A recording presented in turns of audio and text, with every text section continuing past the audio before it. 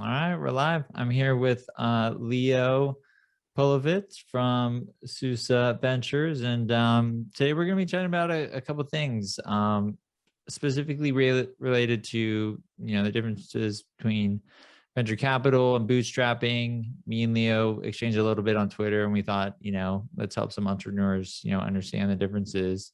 So Leo, thanks for taking the time. Thanks, Andrew. Super excited to chat. So to kick things off, I'd love to hear your background.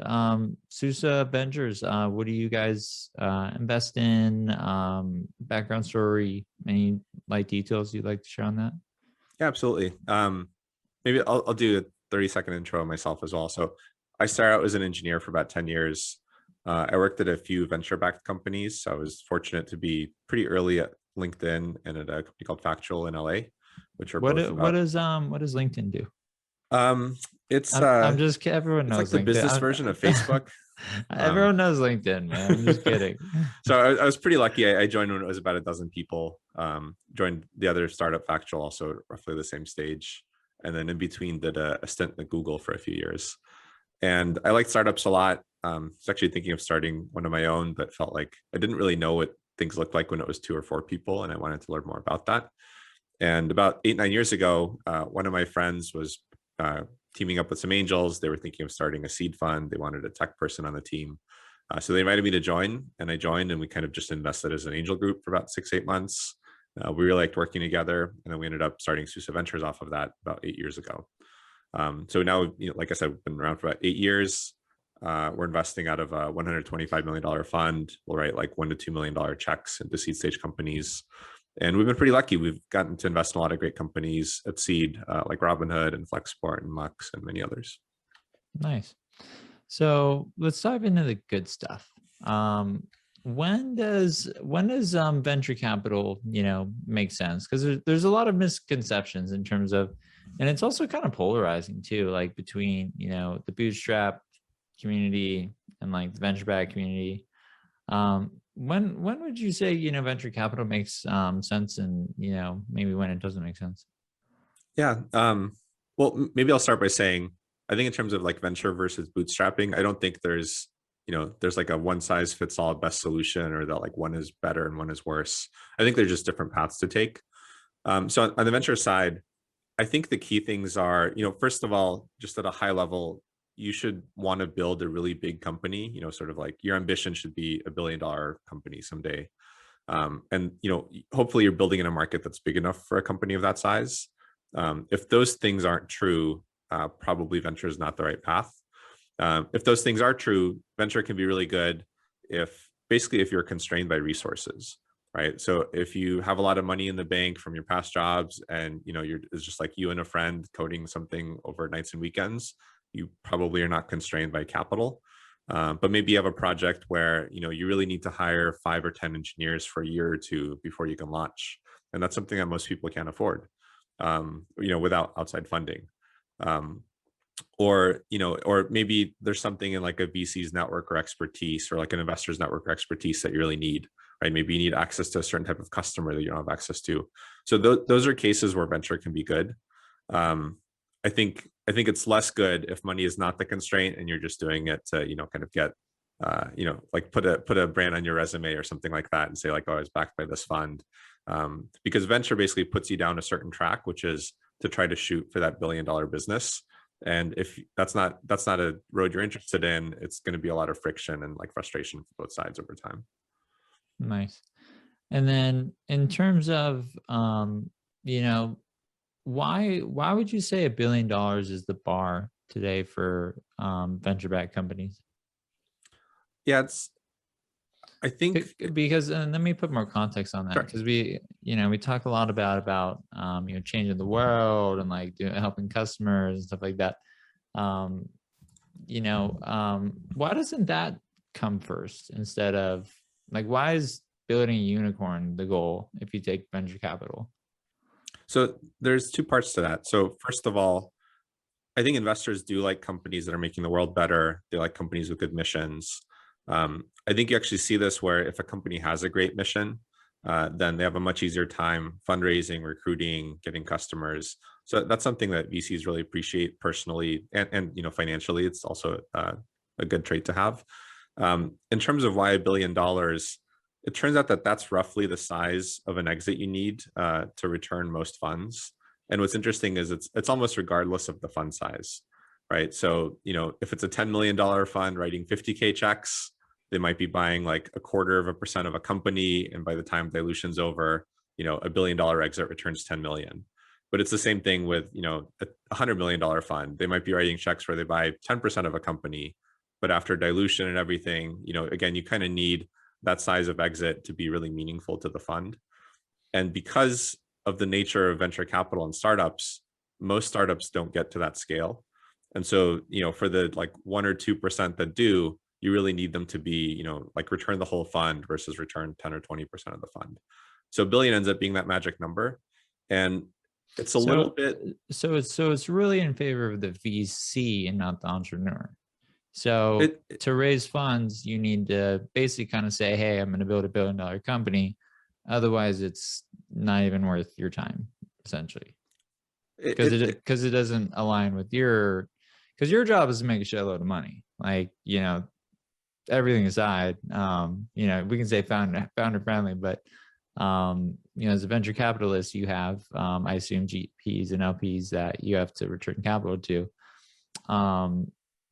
So, like, do you ever feel like just that sort of narrative of just saying, you need to build $1 billion company, or this needs to have the opportunity to be $1 billion company, is kind of like misleading entrepreneurs down a path of thinking, a company that probably isn't $1 billion company that you're going to be funding, if that makes sense? Yeah, I mean, I think at least for good investors, they try to give that feedback to founders, right? Because if the company you're building, let's say, if you talk to 100 professionals, they'd all say your ceiling's probably 50 million instead of $1 billion. That's not good for you or the investor to raise, with the assumption that you could build $1 billion company someday, because there's a chance that maybe something changes and that the opportunity grows a lot. But probably it'll just be like, friction and kind of frustration, because it'll be clear early on that that's not the path. What investors care about is that there's a chance at $1 billion, unless that like you're actually going to get there, right? Because they sort of know they're going to make 20 or 30 or 40 bets in a fund, and maybe 1 or 2 will get to that $1 billion mark. And so they're not upset at like the other, let's say 29 investments that they didn't get to $1 billion. They just want to see that everyone tries and does their best. And then some companies will get that far and some won't. But even the ones that won't, they usually can have like pretty good exits for the founders and the team along the way, which we can talk about. I would say, like, I think an analogy on this is like, it's just the $1 billion mark is like just the viability of this business. And what I mean by that is like banks give small business loans, for example, right? And you can kind of ask a similar question, like, well, why do you charge 8%? This company has a great mission. Could you charge them 4% or something like that? But the truth is, like, there's a default rate, right? And there's a cost of capital for the bank. And so there's some number where like they just can't charge less than that, because then their business doesn't work. And so it's kind of the same on the venture side. Like, you need companies to shoot for $1 billion, whether they make it or not, because you need at least one generally out of a fund to get there. And if not, your fund's not going to do great. Gotcha. That makes a lot of sense. So basically, venture capital, don't raise it unless you're really trying to swing for the fences. Is Exactly. that kind of summary? Yeah. Yeah, that's kind of that's my view. Is just it, and also really, I mean, just from an entrepreneur's view, you're probably gonna fail. Like, statistically, you're gonna fucking fail, dude. Building $1 billion company is not easy.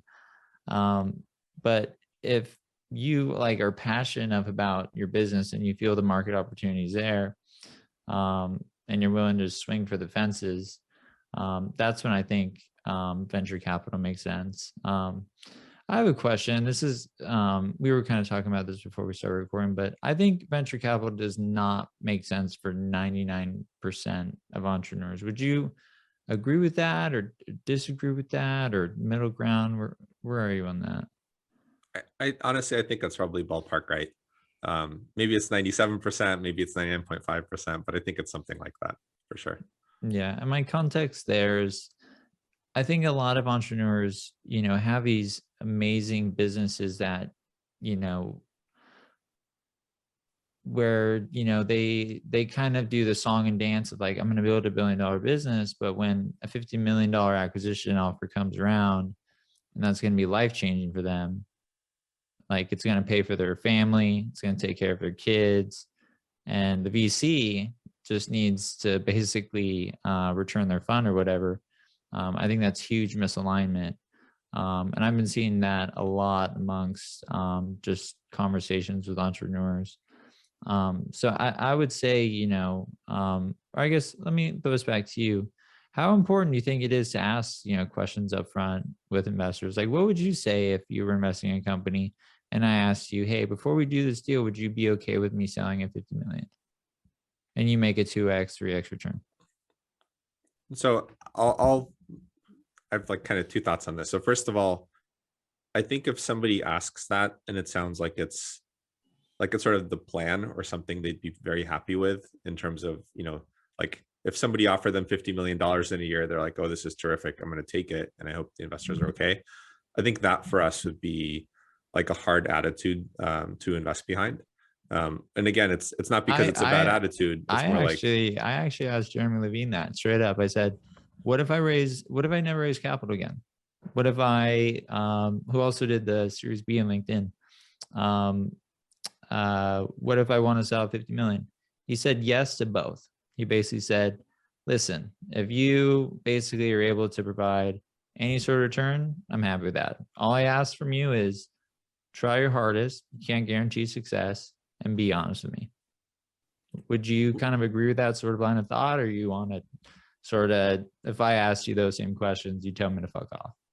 no, I think actually it would be the same answer, but I think that key part is like try your hardest, right? So I think what would be, you know, challenging for us is like if you see $1 billion opportunity and we see $1 billion opportunity, but then you get an exit, not because like you tried your hardest and 50 is, you know, that was kind of where the company plateaued, but it's more like, hey, the company is 50 today, it's really clear it'll be, you know, 100 in a year and like 300 in a few years, with sort of, you know, the trajectory you're going at.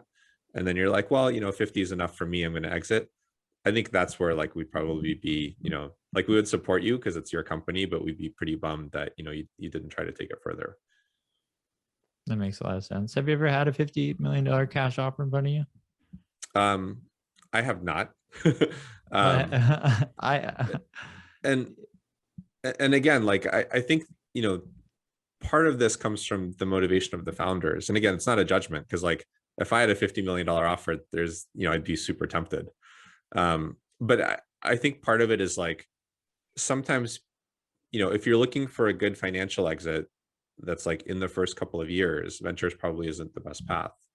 I think part of building that $1 billion company for a lot of people is not just the like, hey, can I have, you know, some percentage of that? I think it's more like, I really want to build something that, you know, changes the industry or makes customers' lives better at a huge scale. And so I think in some ways that's a little bit antithetical to kind of feeling like, well, if I had a good exit where I could, you know, take 10 or 20 million off the table, I would take it. And maybe one thing I'd add too is I think investors are very sympathetic that, like, you know, there's a lot of sacrifices in building a company in the early days, both financially and time wise, and like, you know, and maybe relationship wise sometimes. And so I think over the last 5-10 years, there's been a big trend of secondaries, sometimes even starting at Series A, but almost, you know, very frequently like Series B, where, you know, if you're raising at $100 million valuation, you can go sell, you know, 1 or 2 or like $3 million of your own stock. And, you know, that's a way to sort of like put some money in your bank account so that you feel less stressed about, you know, what if this doesn't work out? And then that gives you like, you know, kind of more motivation to swing for the fences. And I think that's a good win-win solution. think that is good alignment. Let's move over to the bootstrapping part. Just what are your general thoughts on, because venture, you know, pros and cons. Obviously, you know, I do believe if you take venture, you should confidently, like you should know you were signing on the dotted line, that you were going to give it your all. Like you're going to swing for the fences when that $50 million acquisition offer comes around. you have like a fiduciary, obligation to your investors to turn it down. Like, even in some situations, if it's like, every company's different. Maybe it's clear, like, you're not going to get to 1 billion and 50 is a good stop. But if you got momentum and you got a full tank of gas, like, you need to keep your foot on the pedal, is my view. So just putting that out there for entrepreneurs of, like, if you take venture capital, like, you are signing up to build something really big, like, and you owe that to your investors, in my opinion. And I told that to Jeremy as well. I said, hey, like, I'm going to swing for the fences on this one. Let's go. Anything you'd add to that? I feel like that was kind of a rant, but Well, so I agree with you. I mean, I think if you don't need capital, like I would just bootstrap as long as you can, right? And for some people, it's, if you have like no money in the bank, like you need a pre-seed or angel round right away. And on the other hand, maybe if if you're pretty lean or you have some money in the bank, you can, get to a Series A or even further and like never raise money. And I think that's great. I think also, like, I just want to, kind of keep chatting about this like smaller exit on the road to 1 billion piece. To put some numbers to it, we've done probably about 130, 135 investments over the last 9 years, and about 30 of them have exited so far. And like, of those 30, maybe 5 or 6 were great, and about 25 we either got $0 back or we got some fraction back. But like, we've always been supportive of those exits. I think out of the 30, maybe there was one where we felt like, hey, this company can go further, but the founder wants to sell, and like, we wish they'd kept trying to go further. But the other 29 is sort of like, well, you swung for the fences and this is where you landed, and we'll just try to help you find the best landing spot, but we'll support you, like, whatever that landing spot is. Yeah. I mean, that's just the reality of startups too, is, again, when I said, like, you'll probably fail, like, you statistically, startups are hard, most do fail. So that's not surprising. And that's another thing I think entrepreneurs should really think hard about, is because when you take venture capital, you kind of you set yourself into a fixed outcome, which is a IPO or an acquisition. In some cases, maybe you can cash flow the business if you're super lucky. Yeah. But that's really, really rare.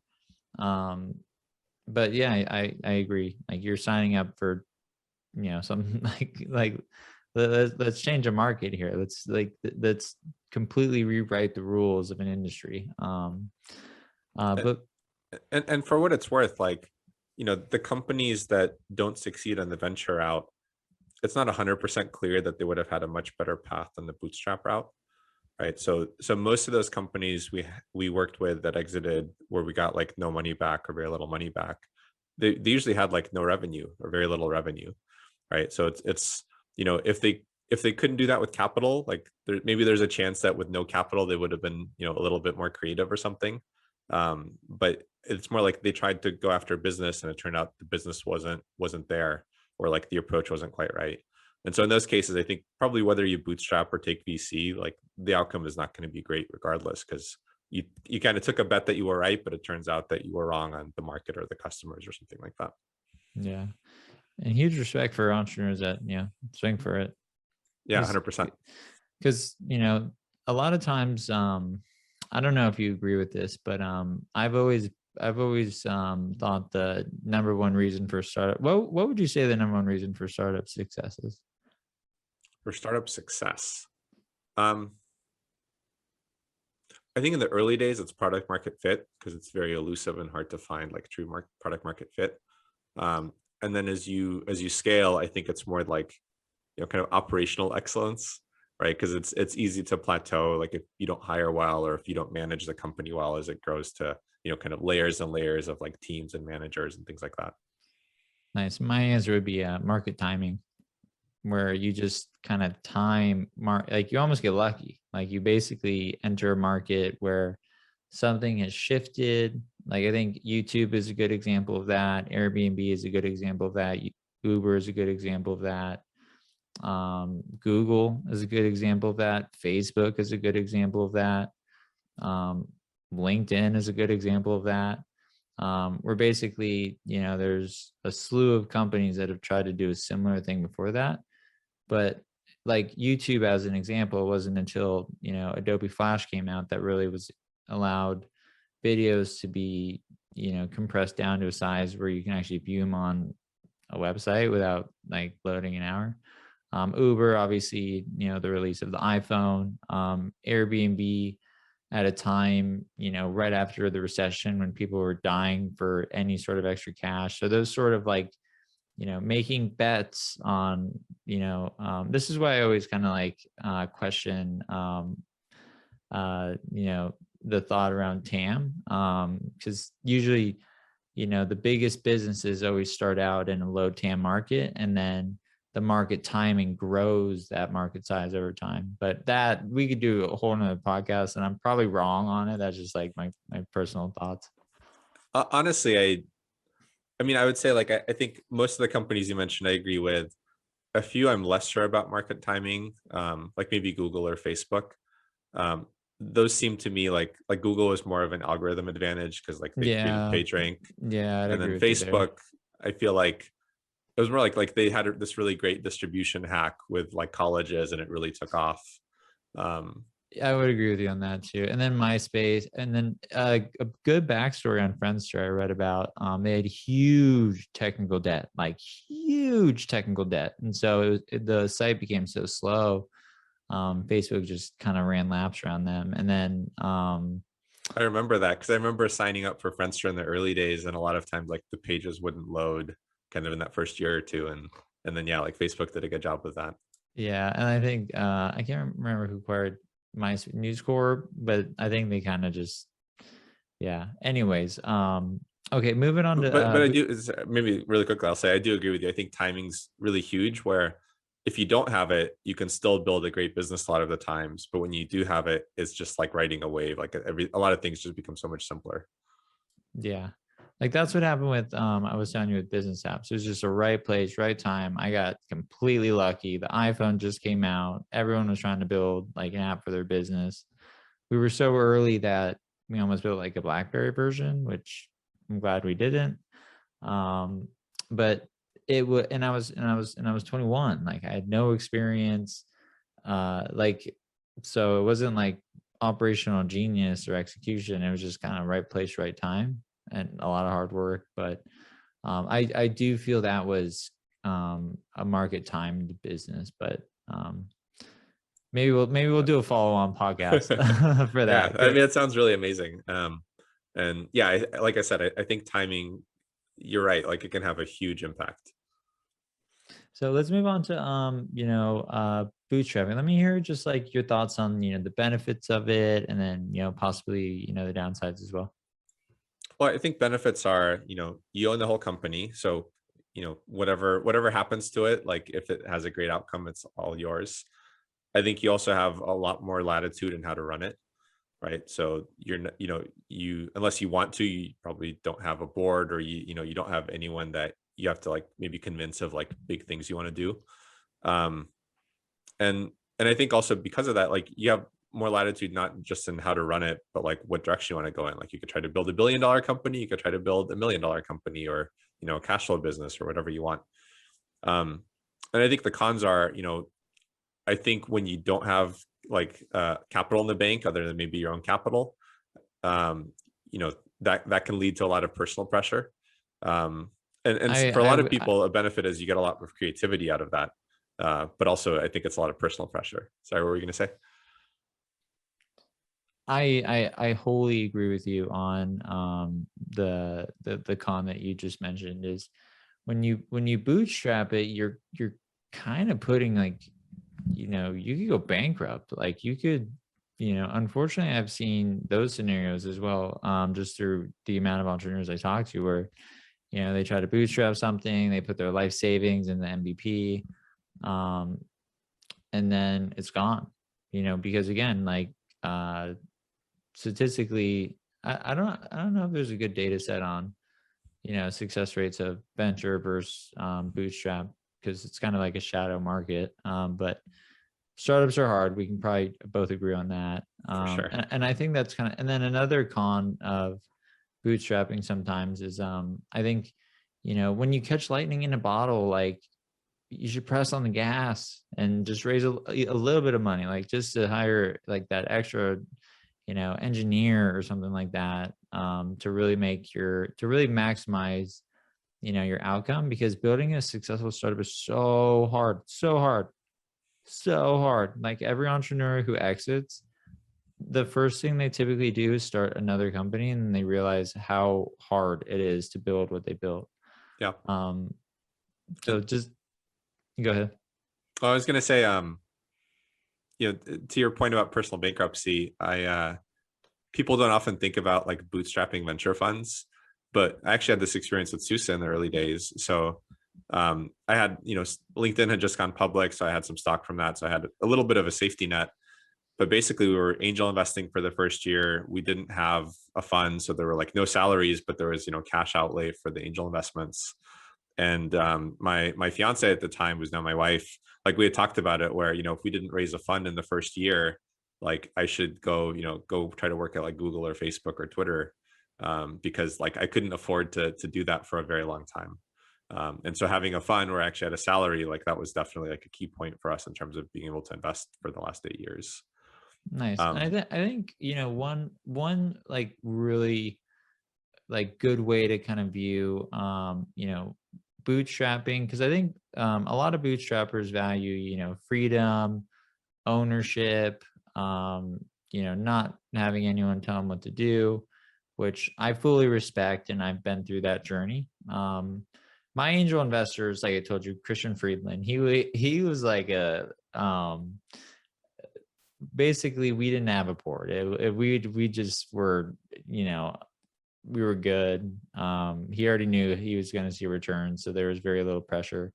And I made it clear to him earlier I wasn't going to raise additional funding. But the point I want to make is like, you can view raising money as giving up control of your company, or you can view it as someone helping you seed your dream.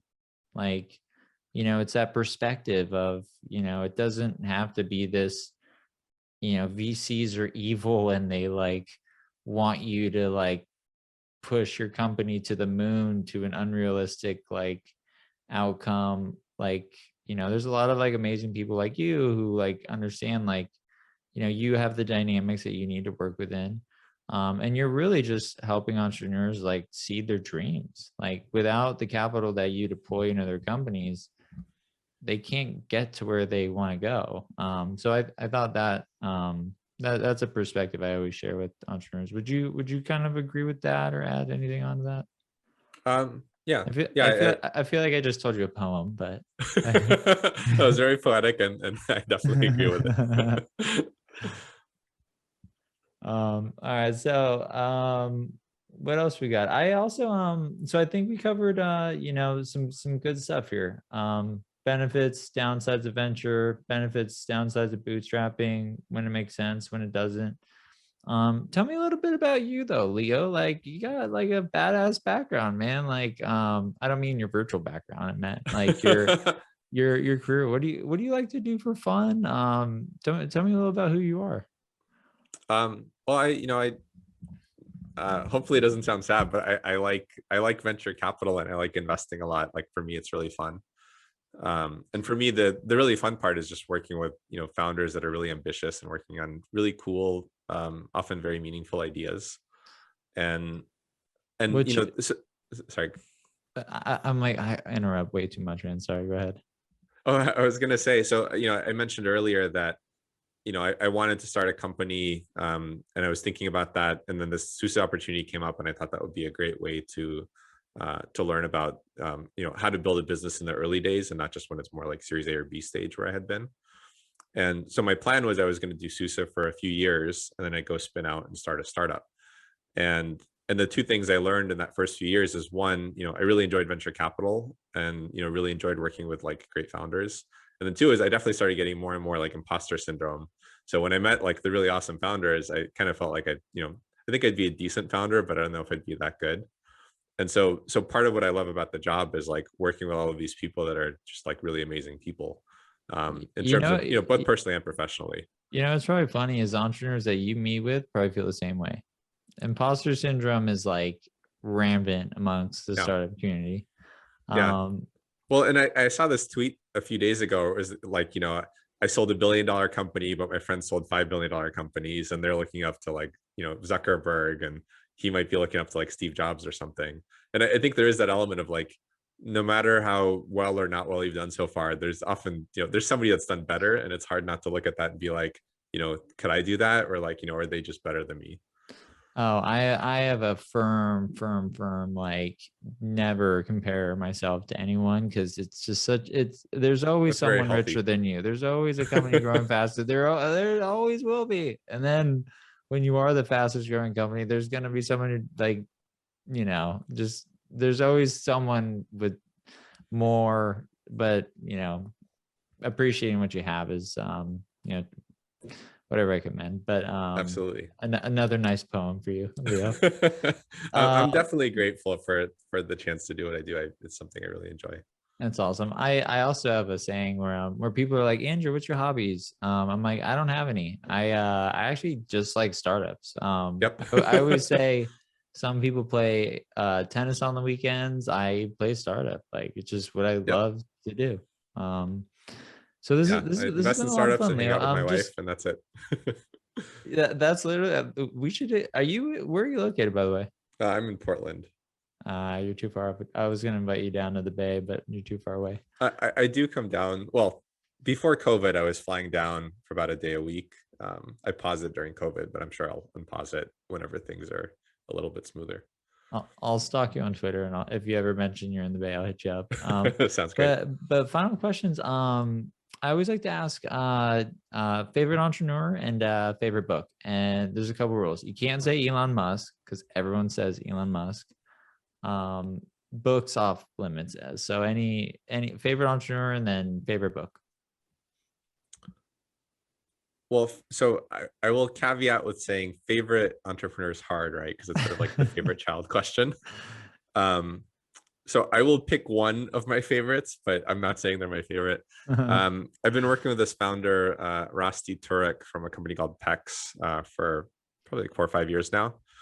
And I think he's just like one of my favorite people to work with because he's so high grit that it took him he started a company called Pex. They do rights management for content creators.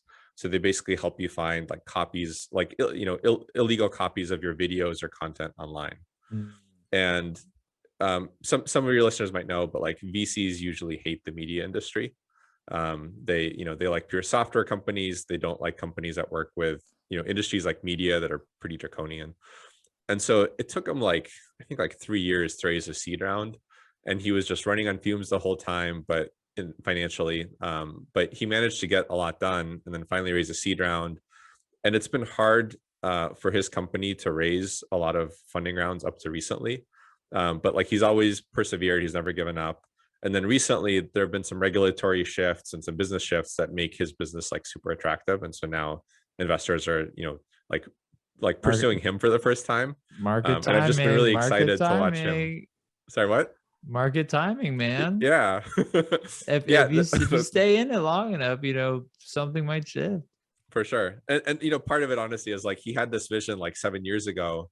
And even myself, like I talked to him, I liked him a lot. We passed because I was like that, it seems really ambitious.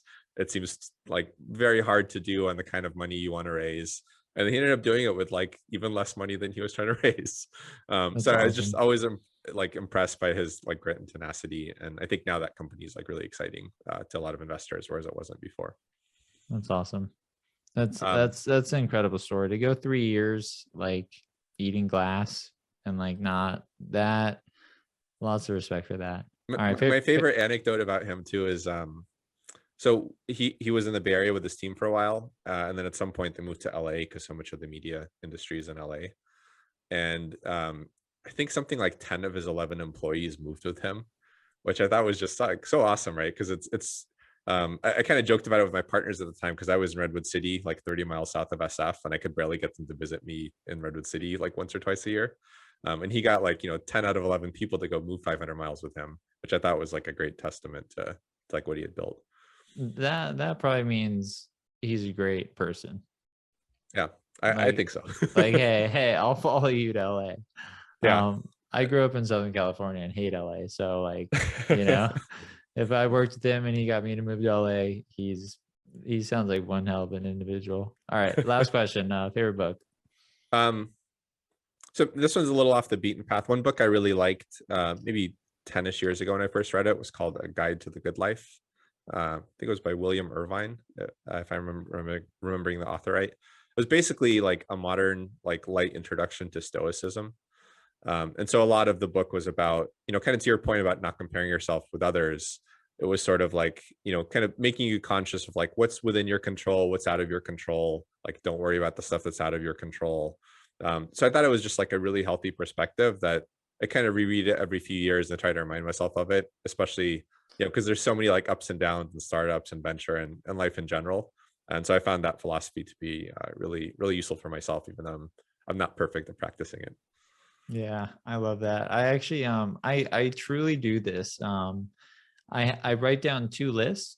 I write down a list of things I have no control over, specifically for my business, and then a list of things that I have control over, and then I throw away the first list. Nice. But yeah, it's a tip I learned from a prior CEO coach. And it's actually pretty, because you look at the list and you're like, okay, now we're throwing it away, and then you just focus on the stuff you can't control. But trust me, I still go back to the first list, and I'm like, but maybe I can make the TAM bigger or something like that. Well, yeah, and to tie it back to the conversation, I think there is this element of like you're trying to build $1 billion company, if you're going the VC route, and there's some things in your control, like the team you hire, right? Or like what your product is going to be. And then there's some things out of your control, like what do your competitors do, or like what happens with industry timing or things like that. And you just do your best you can on the things you have control over, and like you just get the best outcome you can get. I completely agree with that. That's a great note to end on. Leo, thank you so much for joining me on this podcast. I definitely learned a lot, and you're just an awesome individual. So tons of respect for everything that you've accomplished. Congrats on all your success. And if people want to, get a hold of you, what's the best place to reach you? So emails leo@susaventures.com. So SUSA. And then on Twitter, where I'm way too active, the Twitter handle is Polovets. So LPOLOVETS. And I really enjoyed talking with you too. Also learned a lot. Really excited about what you're building as well too. I think it's awesome for companies to have like better and clearer exit options whenever they decide they do want to exit. Thanks, man. I appreciate that. Well, I hope you have a great weekend playing venture capital. I'll be playing startup, and and maybe it's a pretty similar game. maybe we'll catch up again in the future. Awesome. It was great All chatting right. with you, Andrew. You too. Cheers.